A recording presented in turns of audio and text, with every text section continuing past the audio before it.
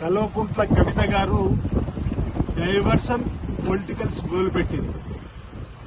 మా ముఖ్యమంత్రి శ్రీ రేవంత్ రెడ్డి గారి నాయకత్వంలో బీసీ బిల్లు పైన 3 రోజులు భారతీయ జనతా పార్టీ కేంద్ర ప్రభుత్వం పైన పోరాటం చేస్తామని ప్రకటన చేస్తే ఒకరోజు ముందే నేను 72 గంటలు బీసీల కోసం ధర్నా చేస్తా తెలంగాణలో చెప్పిన ఒక ప్రకటన చూస్తే తెలంగాణలో ధర్నా చేయాల్సిన అవసరం ఏమొచ్చిందో అంటున్నా.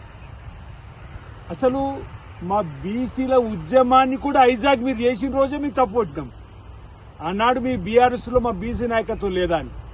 అసలు మీరు ఇప్పుడు ఏ హోదాతోని ఈ ప్రకటన చేసినో అర్థం కావడం లేదు.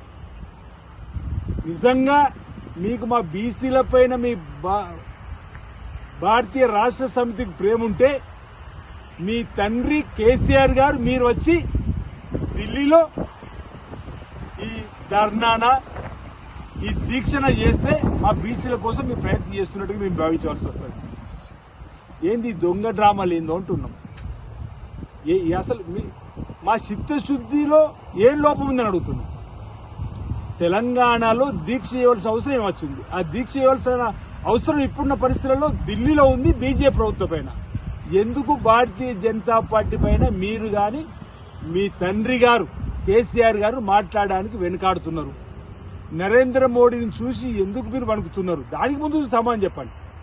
మేము వెళ్లి ఢిల్లీలో బీసీల కోసం పోరాటాన్ని చేస్తాము, ఉధృతం చేస్తామంటే ఇప్పుడు ఈ డ్రామాలు, దీక్ష డ్రామాల పేరిట, డైవర్షన్ పాలిటిక్స్ పేరిట కవిత గారు ముందుకు రావడం సబబు ఎంతవరకు అనేది మా బీసీ సమాజం గమనిస్తున్న వేళ.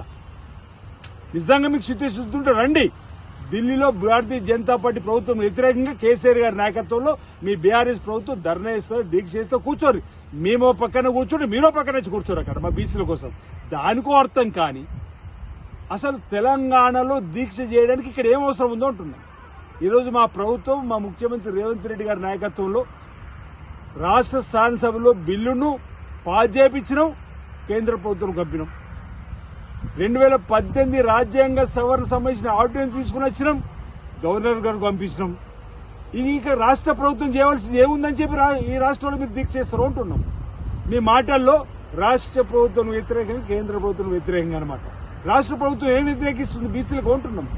అసలు రాష్ట్ర ప్రభుత్వం యావత్తు కేబినెట్ లోనే తీర్మానం చేసి 3 రోజులు మేము అక్కడ ఢిల్లీలో భారతీయ జనతా పార్టీపై ఒత్తిడి పెంచాలని ప్రభుత్వం పైన రాష్ట్రపతి కలవాలి, జంతర్ మంతర్ ధర్నా చేయాలని చెప్పని మేము ప్రకటన చేస్తే మీరేదో 72 గంటలు నేను దీక్ష చేస్తా అని చెప్పని అసలు మా బీసీలు ఎవరు అడిగారు మిమ్మల్ని అని? అసలు మీరు ఏ హోదాతో చేస్తారు? బీఆర్ఎస్ లో మీ హోదా అయిందో అంటున్నా. ఇటు కేటీఆర్, ఇటు మీరేమో డ్రామాలు, కేసీఆర్ గారు మాట్లాడరు. అంత హిస్టారికల్ మూవ్మెంట్ బీసీ బిల్ వస్తే ఆ బీసీ బిల్లుకి సంబంధించిన సందర్భంలో ప్రతిపక్ష నేత హోదాలో కేసీఆర్ గారు రారు. ఈరోజు ఈ డైవర్షన్ పాలిటిక్స్ మానండి, ఈ డ్రామాలు మానండి. మా చిత్తశుద్ధిని మీరు శంకించవలసిన అవసరం లేదు. మా రోల్ బీసీల కోసం 42% రిజర్వేషన్ ఇచ్చేటువంటి ప్రక్రియను ఈ రోజు అమలు చేసి అసెంబ్లీలో బిల్లును పాస్ చేయించినాం, బిల్లును కేంద్ర ప్రభుత్వం పంపినాం. షెడ్యూల్ 9లో రాజ్యాంగ సవరణ జరుపుమని చెప్పండి, ఆర్డినెన్స్ చేసినాం, గవర్నర్కు పంపినాం. వారేమో కేంద్ర హోంశాఖకు రాష్ట్రపతికి పంపించిందని చెప్పని వింటున్నాం. మీ పోరాటం, మీ దీక్ష మీకు నిజంగా మా బీసీల పైన చిత్తశుద్ధి ఉంటే మీ నాయకుడు కేసీఆర్ గారు, ప్రతిపక్ష నేత మాజీ సీఎం కేసీఆర్ గారు తీసుకొచ్చి ఢిల్లీలో ఈ దీక్షన ధర్నాన ఏం చేస్తారో చేసి అప్పుడు మీ చిత్తశుద్ధి